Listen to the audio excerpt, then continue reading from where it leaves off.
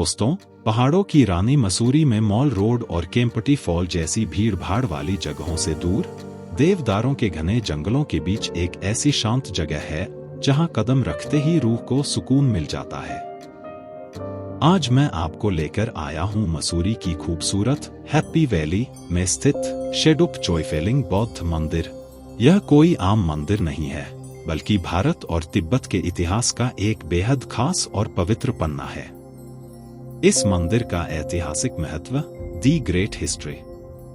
क्या आप जानते हैं कि यह भारत में बना सबसे पहला तिब्बती बौद्ध मंदिर है?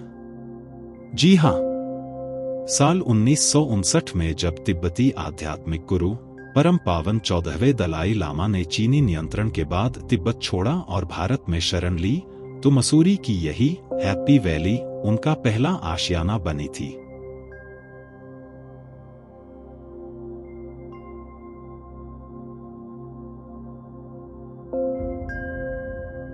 जैसे ही मंदिर के मुख्य हॉल में कदम रखेंगे, एक दिव्य शांति का अनुभव होता है।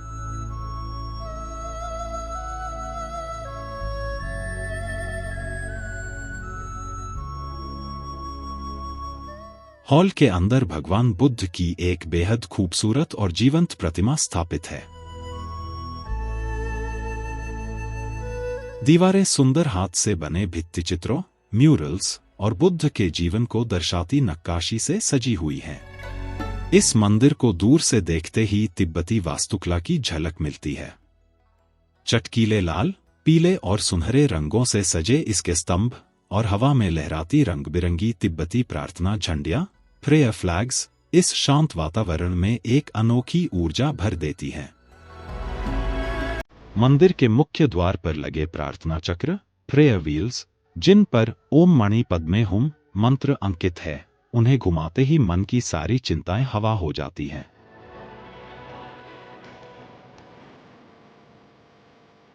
इसके अलावा यहाँ बौद्ध धर्म और तिब्बती साहित्य पर दुर्लभ पुस्तकों की एक छोटी सी लाइब्रेरी भी है।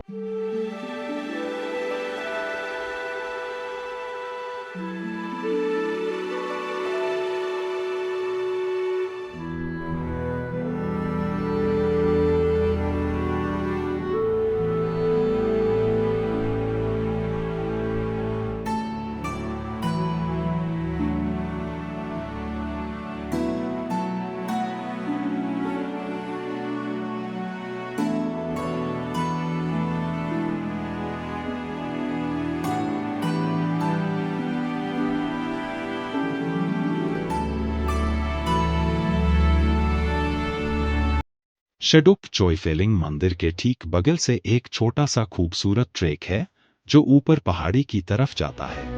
यहाँ से कुछ ही दूरी पर दलाई हिल्स है, जहाँ खुले आसमान के नीचे भगवान बुद्ध की एक विशालकाय प्रतिमा स्थापित है, जहाँ का सूर्यास्त आपकी पूरी यात्रा को यादगार बना देगा। दलाई हिल्स की इस खूबसूरत ट्रैकिंग पर जैसे ही हम आगे बढ़ते हैं, तो सबसे पहले हमारा स्वागत करता है यह बेहद सुंदर सफेद स्तूप। देवदार के हरे भरे पेड़ों और हवा में लहराती रंग-बिरंगी तिब्बती प्रार्थना झंडियों के बीच बना यह पवित्र स्तूप, मानो यहाँ आने वाले हर मुसाफिर को अंदरूनी शांति का संदेश देता है। यहाँ आकर मन एकदम तरोताजा हो जाता है। पूरे रास्ते में हवा में लहराती रंग-बिरंगी तिब्बती प्रार्थना झंडियां, प्रेयर फ्लैग्स, इस जगह के माहौल को बेहद पवित्र और सकारात्मक बना देती हैं। मान्यता है कि जब हवा इन झंडियों को छूकर गुजरती है, तो पूरे वातावरण में शांति, करुणा और खुशहाली का आशीर्वाद फैल जाता है। यहाँ रहने के दौरान ही दलाई लामा ने इस भव्य मंदिर की स्थापना की और इसे प्रतिष्ठित किया था। बाद में तिब्बती सरकार धर्मशाला, हिमाचल प्रदेश, शिफ्ट हो गई, लेकिन इस जगह पर आज भी लगभग 5000 तिब्बती शरणार्थी रहते हैं, जिसे प्यार से छोटा तिब्बत भी कहा जाता है। पहले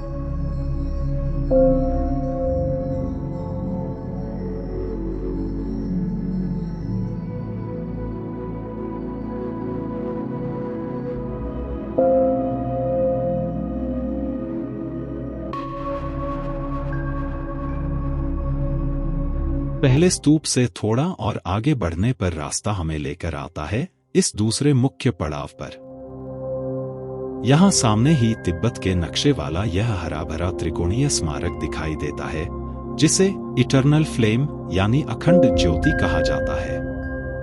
इसके बगल में लगा यह लोहे का फाटक दलाई हिल्स की मुख्य चोटी का प्रवेश द्वार है। और आखिरकार इस रास्ते के अंत में जब हम चोटी पर पहुंच जाते हैं तो बादलों और नीले आसमान के बीच हमारा सामना होता है भगवान बुद्ध की इस भव्य और अलौकिक सुनहरी प्रतिमा से।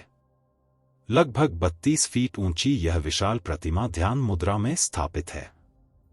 हरी भरी पहाड़ियों की पृष्ठभूमि में ध्यानमग्न बुद्ध को देखना एक ऐसा रूहानी अनुभव है जिसे शब्दों में बयां नहीं किया जा सकता। यहां बैठकर जो असीम शांति मिलती है वह सारी थकान पल भर में दूर कर देती है।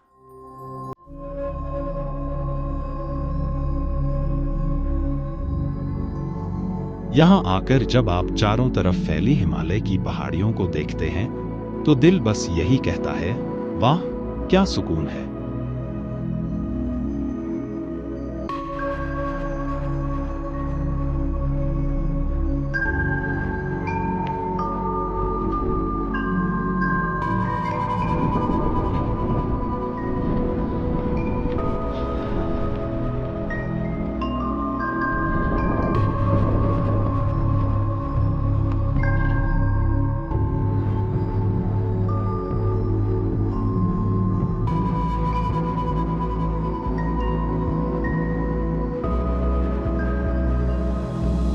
भगवान बुद्ध के दर्शन करने और इस अलौकिक शांति को अपने भीतर समेटने के बाद अब हम दलाई हिल्स के इस खूबसूरत ट्रैक से वापस नीचे की ओर उतर रहे हैं। सच कहूं तो ऊपर जाते समय पैरों में जो थोड़ी बहुत थकान थी वो अब मन की असीम शांति में बदल चुकी है।